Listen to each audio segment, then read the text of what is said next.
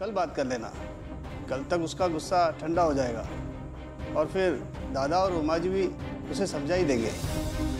उसे थोड़ा वक्त दे दो। नहीं नहीं नहीं डॅड, निशीशी बोलल्याशिवाय मला चैन पडणार नाही। मी कॉल करतोय तिला। नीरज नाही, नीरज तिला फोन करायचा नाही सांगितलं ना तुला मी। कोणा?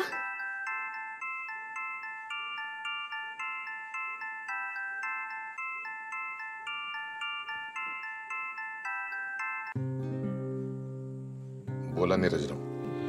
नमस्कार दादा, मला निशीशी बोलायचं। निशीचा आत्ता कुठे डोळा लागतोय? प्रवासात जागीच होती ती। हाँ ठीक आहे, मग मी तुमच्याशी बोलतो। दादा तुम्ही असं कसं निशीला इकडनं घेऊन जाऊ शकता? तिचा कसला तरी गैरसमज झालाय, मला एकदा तिच्याशी बोलायचं। दादा मला खरंच काहीच माहित नव्हतं, घरी आल्यावर मला सगळ्या गोष्टी कळाल्या आहेत। हे बघा नीरजराव, आत्ता निशिगंधा बोलण्याच्या मनस्थितीमध्ये नाहीये। आम्ही नांदिवलीमध्ये जवळजवळ पोचलोच आहोत। आज तिला आराम करू दे, आपण उद्या बोलूयात। हवं तर मी उद्या फोन करतो।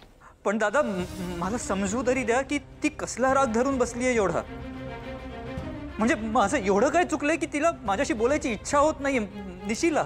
असे बरेच प्रश्न आम्हालाही पडलेत नीरजराव, ज्याची उत्तरं आम्ही आमच्या मुलीशी बोलून जाणून घेऊ। म्हणून म्हणतोय आज बोलायला नको, उद्या बोलूयात। दादा काय झालं? नाही बोलली ना तुझ्याशी? सांगितलं होतं मी तुला नको कॉल करूस, पण ऐकलं नाहीस तू माझं।